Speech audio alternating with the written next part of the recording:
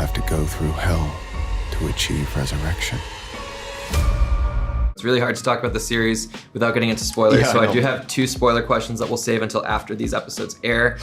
When Dexter makes his first serial kill, if you will, when he takes out Neil Patrick Harris's character. That's not the first one.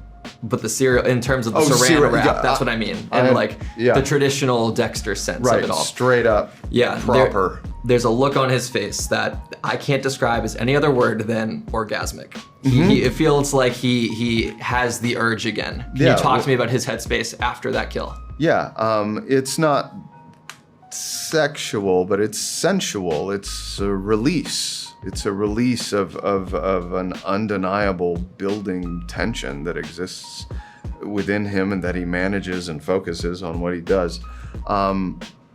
But I think for Dexter to really return to his fully realized ritual is sublime, you know?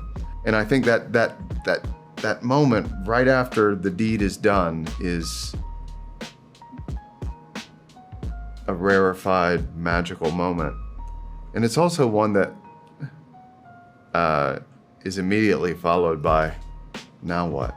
You know, I'm sure there's a sense of kind of loneliness at the end of that, you know. And it seems like he's trying to share that not share that loneliness, but take comfort in others who are following that same path. Talking about his son Harrison here, we'll wrap with this question because it's an ultimate cliffhanger at the end of episode 4. He keeps watching his son, Dexter keeps watching Harrison throughout these first 4 episodes, but he never interjects. He doesn't want to rattle that cage, right. But he makes the decision in that moment to re-enter his son's life. Why now? Well, he's about to walk into the police precinct and turn himself in, so there's a sort of logistical compulsion, but I think it's something that had to happen, and I think, you know, Dexter can tell himself whatever stories he wants to tell himself about Harrison. He's better off without me. He doesn't want to see me. I think ultimately his fear is that he'll be rejected, you know, and that's the risk that he ultimately decides he has to take. He has a fear that his son will turn around and say, no, I killed you and I want you to stay dead. Please get out of my life forever, you know. It's a very human fear, you know, and it reveals some sort of human vulnerability in Dexter. But ultimately, circumstances lead him into a situation where he has no choice but to appear to his son. And watching the two of them negotiate the wreckage of their relationship and find their way out of it is, you know, a big part of the story of the season. Yeah, there's almost a luxury with a fight or flight moment, right? Because it forces you to make that decision. Yeah. It eliminates all the emotionality. An incredible cliffhanger at the end of episode 4, Harrison and Dexter reunited, and Harrison's response is like a frail way of speaking. He says, Dad. Can you talk to me about your delivery of that line and what is going through Harrison's headspace when he sees his father after presuming him to be fully dead? Yeah, I mean, he's overwhelmed. I mean, it's every emotion you could think of at the same time. On top of actual disbelief. He's dead, and the times that I've seen him, I think I'm hallucinating. On top of the fact that I have been hallucinating, actually, before this. I'm seeing dead guys. I'm seeing other dead guys. So, that guy's also dead. It makes sense that I guess would see him, and that sucks for me, but he doesn't go away, and he puts his hand on my shoulder, and I mean, the first thing that hits me is the reality of it. And then on top of that, all of the emotions that come with it. I mean, there is my anger that's still there. There is my guilt at what I did. There is the fact that I miss my dad. I mean, plus 1,000 other things. And so it really is, I mean, that's a lot of weight. That's a lot to drop on somebody at once. And I think probably what just came out was just what was left in my lungs because holy shit, what do you do with that? I want to start with Dominic and Kadia. Melvin and Claudette's dynamic is very it's strange because Claudette clearly has a little bit of power over Melvin, and then when outside law enforcement comes in, it seems like Claudette is quite dismissive of them. And at the end of episode 4, towards the end, we see that Batista is coming into play with his own information. How will each of your two dynamics factor in when Batista comes into play? How is that power dynamic going to look? First of all, Oliva and Claudette there's no difference in terms of their rank. They're the same. I think Claudette just doesn't have a filter. And Oliva is more proper, and he softens the rest for her and for the world when she's there. So it may look like that, he's just quieter. No, but I get what you're getting at. I mean, Sure, she has a special skill.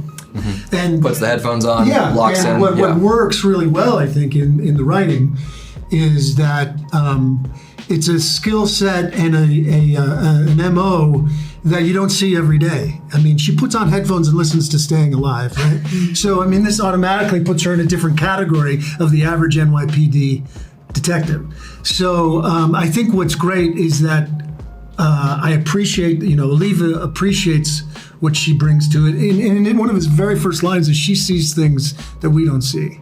And so he helps facilitate that, and that's a big reason why they work so well together. Mm-hmm. And all day we've been talking about yin and yang and how they complement each other. But if I may, when Batista shows up, it happens just before a moment in which we're talking about an obsession she had with a previous case.